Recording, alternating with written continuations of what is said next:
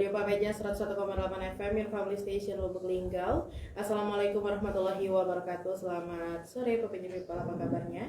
Semoga dalam keadaan sehat walafiat ya. Senang sekali Miranti hadir di tengah ruang dengar kamu. Seperti biasa setiap Rabu sore kita berada di program Obja, obrolan seputar azwaja persembahan dari Lembaga Dakwah Nahdlatul Ulama Kota Lubuk Linggau. Di edisi Rabu 19 Januari 2022 dan tentunya sampai dengan pukul 17.30 nanti kita akan berbincang dengan salah satu ustadz yang ada di Kota Lubuk Linggau dan sudah hadir di tengah ruang dengar kamu Ustadz Febri Arasyaniaku LC. Assalamualaikum Ustadz. Waalaikumsalam warahmatullahi wabarakatuh. Ya, gimana kabarnya Ustadz? Alhamdulillah. Alhamdulillah. I'm good. Good. Oke, sore hari ini kita akan membahas tentang waris ya Ustadz ya. Oke. Nah mungkin ini ilmu yang tidak banyak orang memahaminya, mungkin bisa kita dengar pada sore hari ini. Dan buat kamu baju people dimanapun berada, mari kita simak materi yang akan disampaikan oleh Ustaz Febri. Silakan Ustaz. Bismillah walhamdulillah wassalatu wassalamu ala rasulillah Sayyidina Muhammad ibn Abdullah wa ala alihi wa sahbihi wa man tabi'ahu wa mawalah. La hawla wa la quwwata illa billah. Faqala rabbi shrah li sadri wa yassir li amri wahlul 'uqdatam min lisani yafqahu qawli, amma ba'du. Para alim, para ulama, para asatid wal asatidah, nahdiyin, nahdiyat, bapak-bapak, ibu-ibu, hadirin hadirat, muslimin muslimat. Insyaallah kita semua dimuliakan oleh Allah Subhanahu wa taala. Amin ya rabbal alamin. Di antara ilmu yang tidak boleh kita tinggalkan adalah ilmu cara membagi harta orang yang sudah meninggalkan kita. Intaroka, kalau misalkan meninggalkan harta, maka harus dibagi sesuai dengan aturan yang berlaku. Menariknya Pak Peja People, perihal masalah jumlah rakaat sholat itu tidak disebut di dalam Al-Quran. Jumlah rakaat salat itu disebut di dalam hadis Nabi Muhammad sallallahu alaihi wasallam. Akan tetapi ketika berbicara tentang hal waris, maka berapa bagian anak laki, berapa bagian anak perempuan, berapa bagian ibu, berapa bagian bapak, kakek, nenek dan lain sebagainya, saudara, baik itu seibu ataupun lain ibu, baik itu saudara kandung ataupun saudara tiri, berapa dapat paman dan lain sebagainya, itu semua dijelaskan sejelas-jelasnya. Nasibun, bagiannya sudah ditentukan oleh Allah Subhanahu wa taala di dalam nas atau di dalam Al-Qur'an, yang dalam artian tidak bisa diganggu gugat. Setengah ya setengah, sepertigo ya sepertigo, seperempat ya seperempat, seperdelapan ya seperdelapan, seperenam ya seperenam, 2/3 ya 2/3. Nah, akan tetapi ada kalanya penyimpangan-penyimpangan dalam hal waris itu terjadi.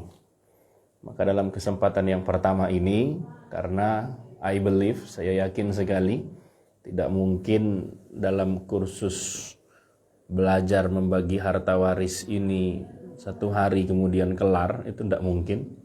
Wong kita belajarnya bertahun-tahun kok, ngajarnya cuma sehari. Jadi kita akan bertahap saja beberapa pertemuan ke depan, insyaallah. Semoga sehat selalu. Yang dalam hal ini sekarang kita akan membahas tentang beberapa penyimpangan yang acap kali terjadi dalam pembagian harta waris.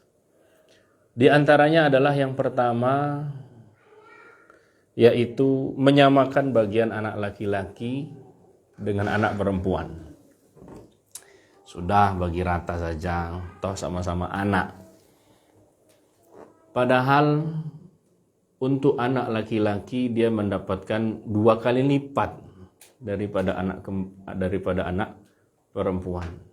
Yusikumullahu fi auladikum lidzakari mithlu hadzil unsayain. Ini adalah ayat yang artinya sudah menjadi ketetapan Allah, tidak bisa diganggu gugat, tidak pacak dirubah-rubah.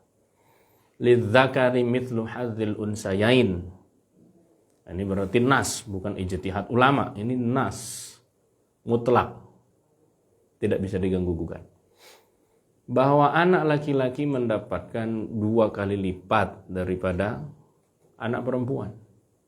Contoh, sebagai contoh sederhananya, kalau seorang ayah meninggalkan anak laki-laki dan perempuan, dan harta yang ditinggalkan setelah dipotong untuk biaya pemakaman, setelah dipotong untuk bayar hutang, kemudian setelah dipotong untuk wasiat, setelah dipotong untuk bayar hutang dan lain sebagainya, sisa hartanya adalah 900.000 rupiah. Nah, dikit itu 900.000. Biasanya kalau harta waris itu 900 juta gitu ya. Maka cara membaginya adalah bagian anak laki-laki 600.000 dan bagian anak perempuan adalah 300.000 rupiah. Maka akan muncul pernyataan bahwa Islam ini tidak adil. Kenapa kok bagian perempuan lebih sedikit daripada bagian laki-laki? Jawabannya adalah justru Islam membagi harta waris ini dengan seadil-adilnya, dan hanya Allah yang paling adil. Tidak ada yang lebih adil dari Allah. Jadi pembagian harta waris, kenapa kemudian laki-laki mendapatkan 2 kali lipat daripada perempuan? Karena di sebagian harta laki-laki itu ada harta perempuan. Tapi pada harta perempuan itu 100% murni milik dia. Tidak ada hak laki-laki di situ. Seorang suami, kalau dia dapat harta waris, tadi dapat harta warisnya 600 juta ya, maka saat dia mendapatkan 600.000 apa 600 juta, wis 600.000 ya, dikit-dikit. Kita rubah 600 juta biar banyak. Ketika dia mendapat harta waris itu 600 juta, maka di sebagian harta dia itu harus dia berikan kepada istrinya. Dapat harta waris nih 600. Maka sampai di rumah istrinya minta, "Bang, mana jatah adik?" Itu suami harus memberikan kepada istrinya, karena dia wajib memberikan nafkah kepada istrinya. Beda dengan perempuan. Kalau perempuan dapat harta waris 300 juta tadi, tiba-tiba suaminya pengen minta beliin sepatu, minta beliin kail pancing, minta beliin macam-macam. Maka istri tidak wajib untuk memberikan suaminya.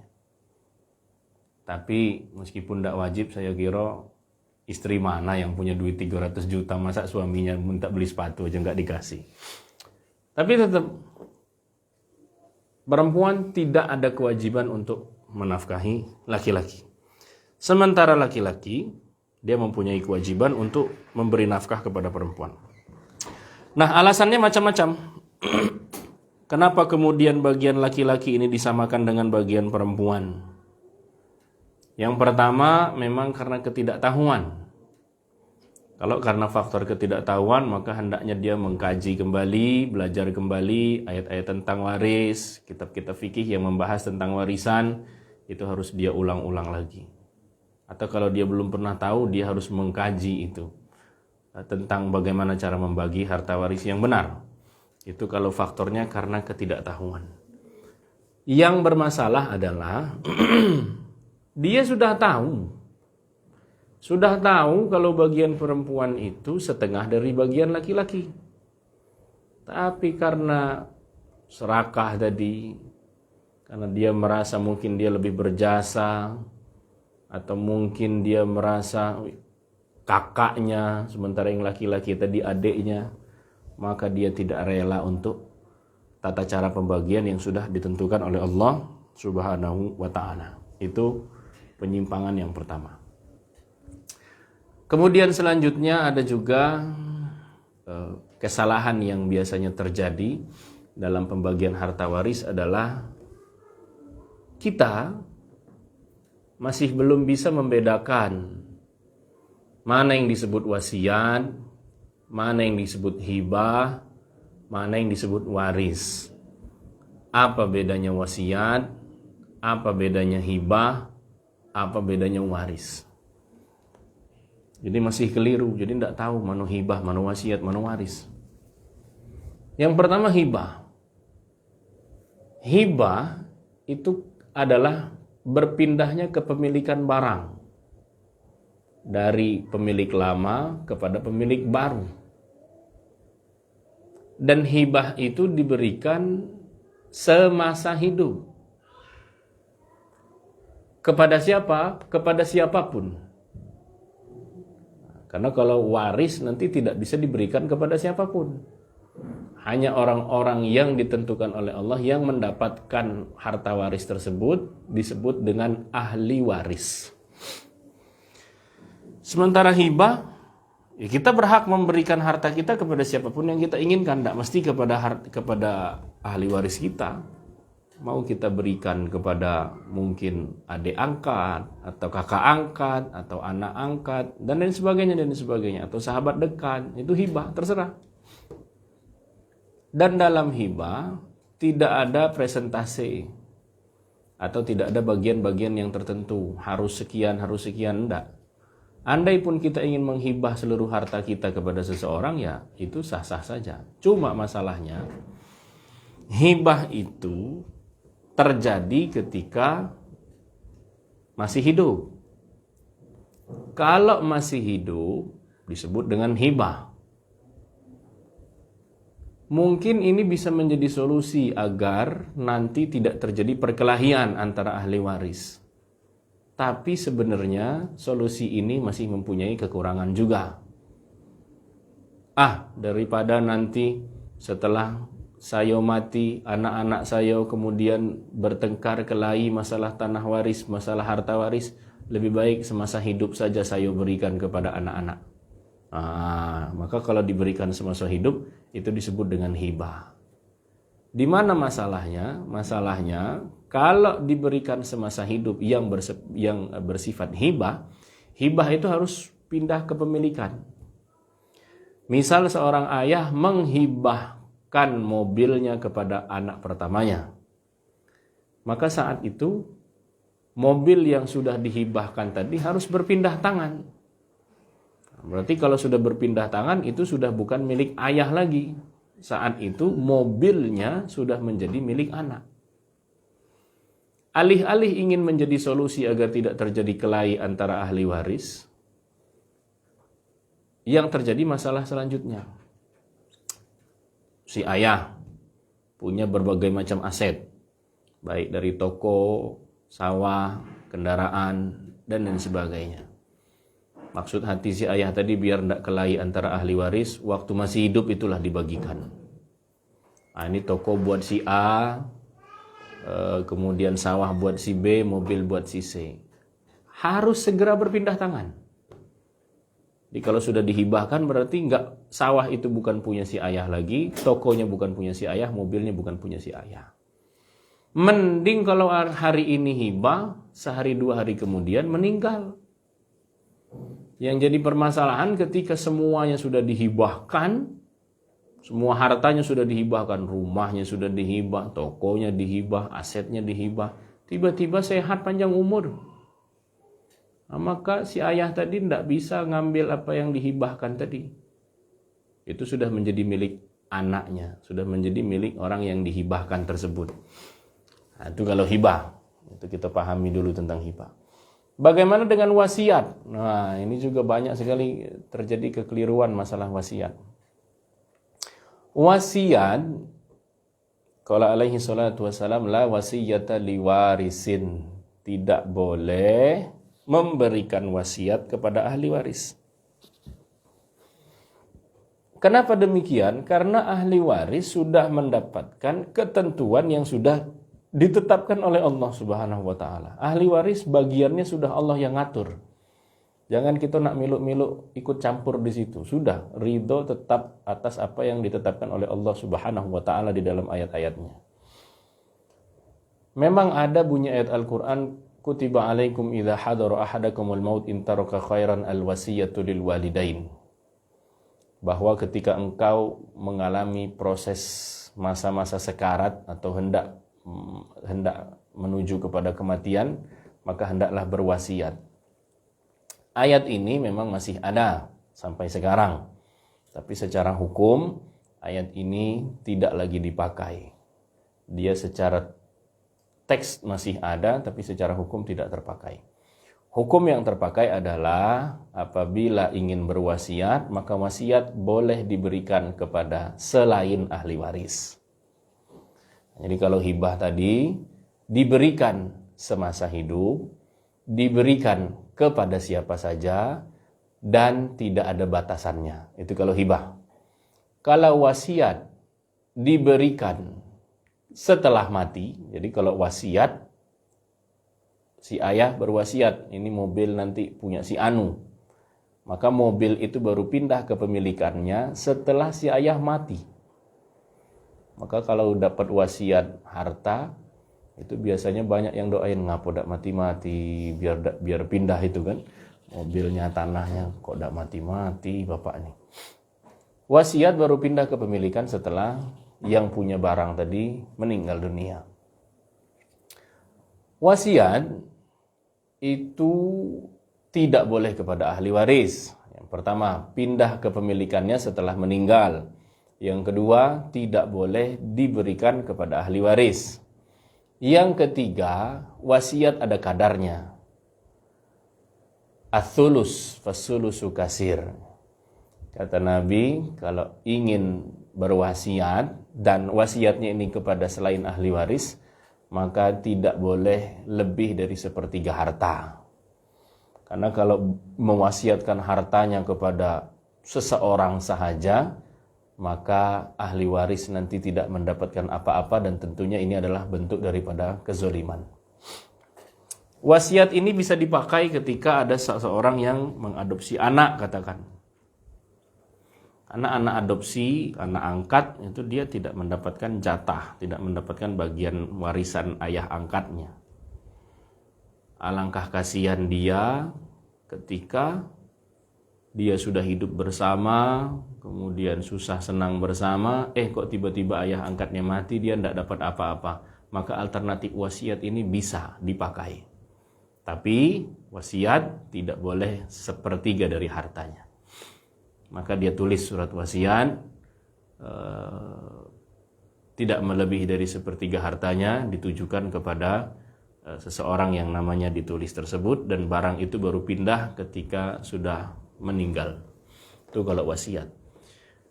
Kalau waris itu ketentuannya ngikut ketentuan Allah.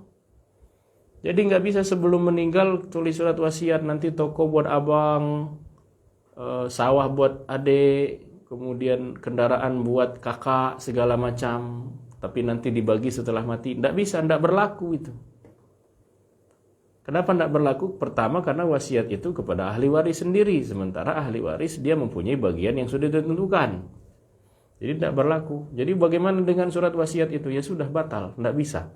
Harus dibagi sesuai dengan ketentuan. Nah, Papeja People dimanapun Anda berada, itu yang selama ini sering terjadi. Jadi orang nulis surat wasiat, ternyata surat wasiatnya itu ditujukan kepada ahli waris, dan ini totally wrong, amat sangat salah sekali, keliru yang hampir mengakar. Kalau waris itu bagiannya sudah ditentukan, yang pertama. Yang kedua, orang-orangnya pun sudah ditentukan. Nanti panjang kaji kita, kalau ada anak, ada paman, ada saudara, siapa yang dapat, siapa yang tidak dapat, segala macam. Ini kita masuk ke tahap mukaddimah dulu. Jadi stay tune, pokoknya stay tune nih.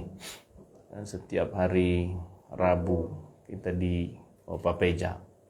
Nah, waris dia bagiannya sudah ditentukan, sekian, sekian, sekian. Dibagikannya setelah mati. Dibagikannya hanya kepada ahli waris. Nah, kita ulang balik. Hibah dibagikan semasa hidup. Kadarnya tidak tertentu, terserah.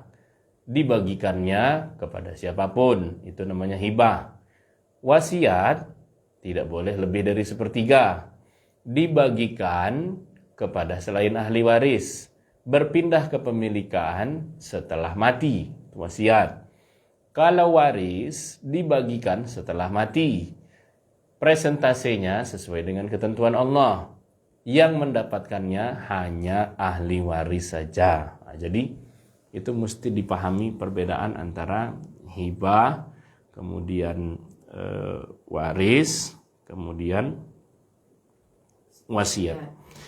Nah, Papeja people dimanapun berada. Kemudian permasalahan selanjutnya dalam pembagian harta waris ini adalah menunda-nunda pembagian harta. Jadi memang dalam syariat harta itu harus ada yang memiliki.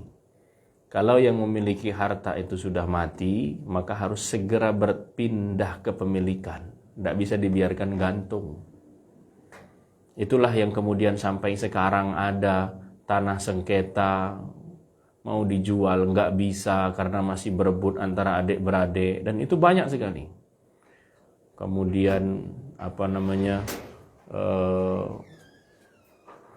adik-beradik tadi nggak ada yang mau mengalah salah satu, akhirnya nggak ada penyelesaian daripada permasalahan tersebut. Maka ketika seseorang yang memiliki harta dia sudah mati, hendaknya harta tersebut immediately, fauran, langsung dibagikan. Bukan kemudian menunggu-nunggu. Atau bisa jadi itu hanyalah alasan saja, alasan kakak yang tertua misalkan. Ini nggak bisa dibagi hartanya, rumahnya belum laku misalkan. Akhirnya dia menguasai rumah itu sendiri. Mungkin dalam waktu 1-2 tahun tidak jadi masalah. Namun kita hidup ini tidak selamanya hidup. Kenapa harus segera dibagikan? Yang jadi permasalahan adalah takutnya ahli warisnya nanti keburu mati juga. Si ayah meninggalkan harta, kemudian anak-anaknya tidak segera membagi harta tersebut.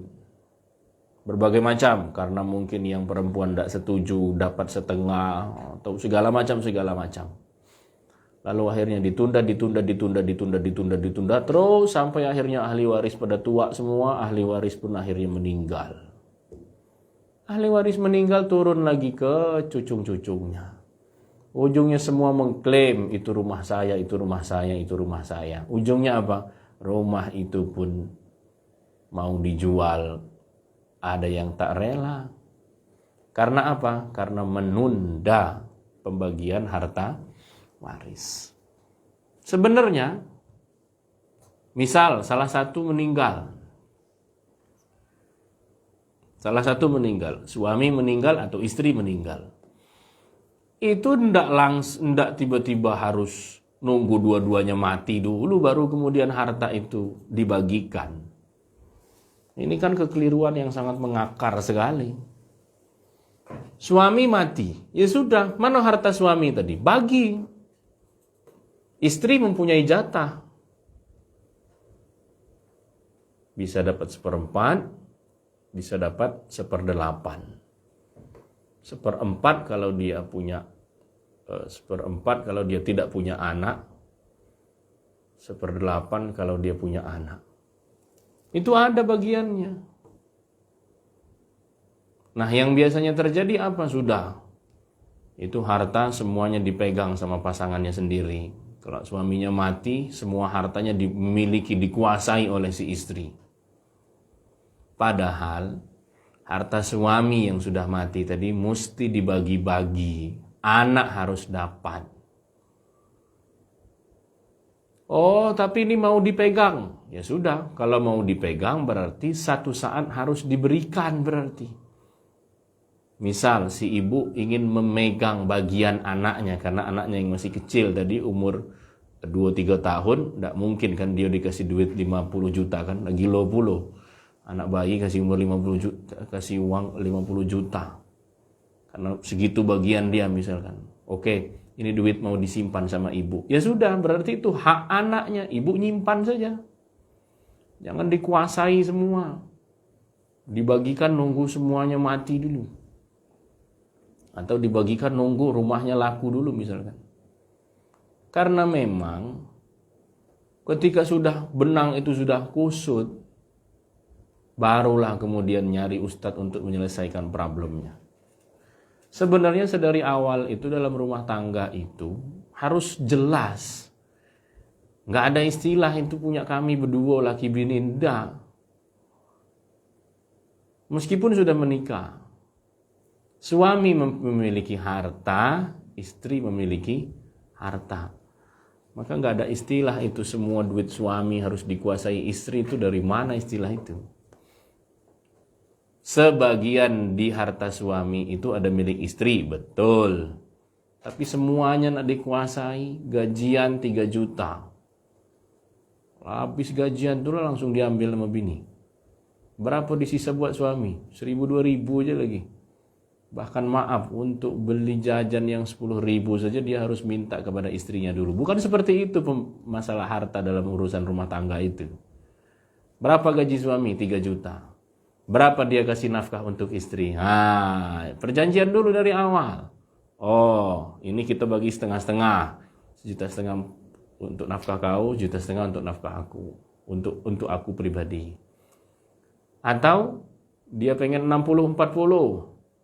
Untuk kamu 2 juta, untuk saya 1 juta. Yang 2 juta yang sudah diberikan itu berarti itu milik istri. Sementara 1 juta itu harta suami. Jadi sebenarnya kayak gitu. Sedari awal itu sebenarnya sudah jelas. Ini punya siapa, ini punya siapa. Saya tidak mau ribet. Ya sudah, kalau tidak mau ribet sebagai suami, misalkan dia berbentuk properti, berikan kepada istri. Beli motor, motor ini punya istri. Beli mobil, mobil punya istri. Bikin rumah, rumah ini punya istri. Sehingga kalau suami tadi mati, ya sudah, nggak ada harta waris. Lalu dia nggak punya apa-apa. Nah, paling nanti uang di dalam tabungan itu, uang di dalam tabungan si suami misalkan. Ya sudah, dibagi-bagi. Anaknya dapat, istrinya dapat. Nah, seperti itu bisa juga menjadi solusi. Loh, kenapa kok semua beli kendaraan, bangun rumah, sertifikat tanah, kenapa atas nama istri? Ya, sebagai bentuk balasan kita sebagai suami. Bukankah istri itu ketika melahirkan anak yang taruhannya adalah nyawa, ia tidak mendapatkan apa-apa, malah anak itu mendapatkan binnya adalah bin kita. Itu anak siapa? Anak kita, lanang. Padahal yang melahirkan adalah perempuan. Nah, tapi tidak ada istilah harta bersama dalam Islam, itu tidak ada. Jadi harus jelas, ini punya laki, ini punya bini. ATM, ini ATM suami, ini ATM istri. Jangan, memang Ustadz, ATM-nya milik ada ATM suami, ada ATM istri, ada ATM bersama. Tapi tiga-tiganya disimpan istri. Mak ini kasihan sekali suaminya. Punya ATM dia, tapi ATM-nya disimpan juga sama istri. Solusinya bagaimana? Sebenarnya keterbukaan. Kalau tidak ada keterbukaan, begitulah yang kemudian ada laki-laki, ada suami-suami yang nyimpen duitnya secara sembunyi-sembunyi yang tidak diketahui istri. Ini sebenarnya adalah permasalahan. Yang menimbulkan masalah yang lebih besar itu seperti itu. Suami akhirnya karena dia nggak mau ketahuan, dia pegang duit, dia simpan di sini, di situ, di sini, di situ. Mana caranya duit ini tidak ketahuan sama istri? Berarti dia ada hal yang ia tutupi.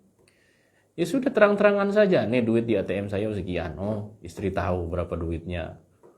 Begitu kira-kira. Baik, jadi ada menunda-nunda, kemudian nunggu laku dijual, itu juga menjadi permasalahan. Nah, jadi gimana? Kasihan dong si ibu kalau misalkan bapak meninggal, gimana masa rumahnya mau langsung dijual?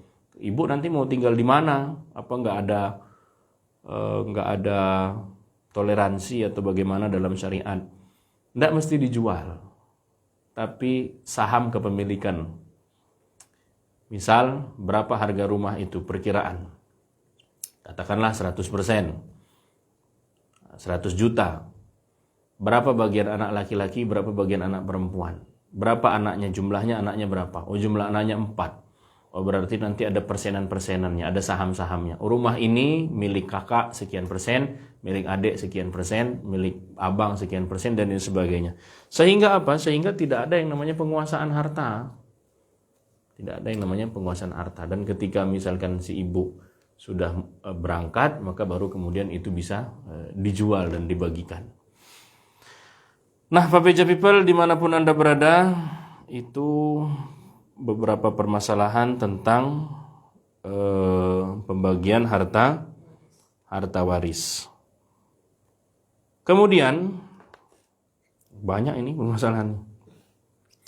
Yang terakhir sebelum kita masuk segmen yang kedua, permasalahan selanjutnya adalah kenapa ada orang atau ada keluarga yang tidak ingin memakai faridah, tidak ingin memakai ilmu faraid, tidak ingin memakai jumlah atau ketentuan yang ditetapkan oleh Allah. Permasalahannya adalah alasannya karena kami bagi harta waris sesuai kesepakatan kami anak beranak saja. Jadi kami nggak pakai sistem-sistem setengah perempuan, laki-laki dapat 2 kali lipat. Kami bagi sesuai kesepakatan kami bagi rata. Apakah kemudian yang seperti itu diperbolehkan? Maka jawabannya tetap tidak.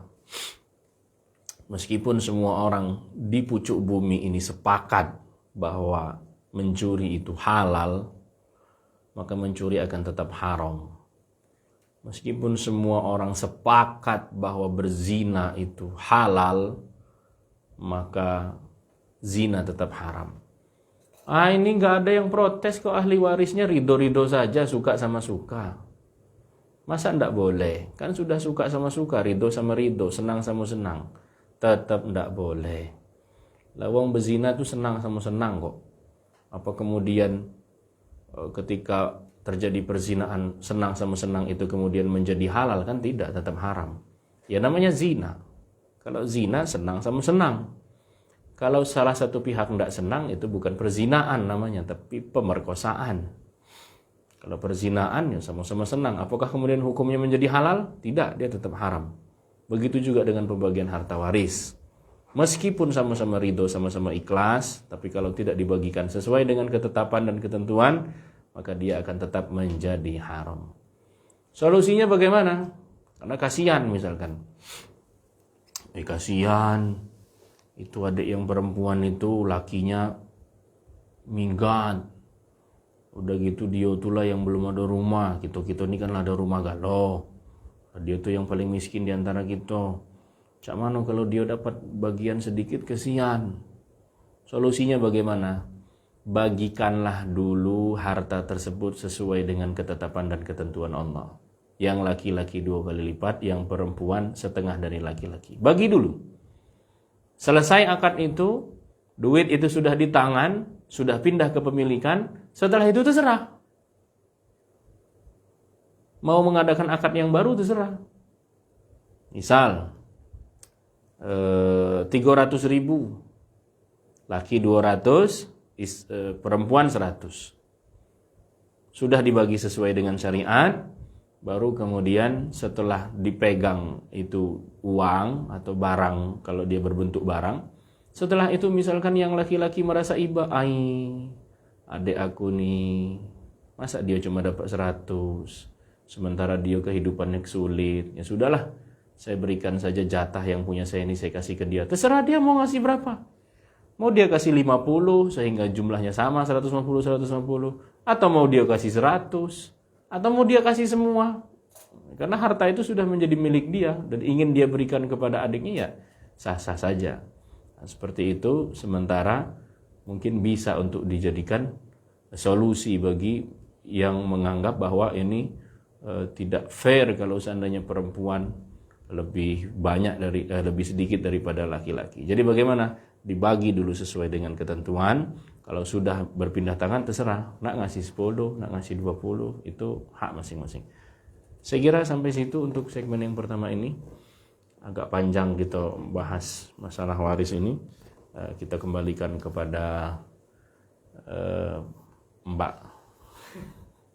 Ya, jadi Bapak People itu tadi ya, insya Allah tentang waris, hibah dan juga wasiat itu ada bedanya ternyata ya. Jadi ini menjadi pengetahuan baru bagi kami Ustaz, mungkin yang awam gitu ya tentang Insya Allah.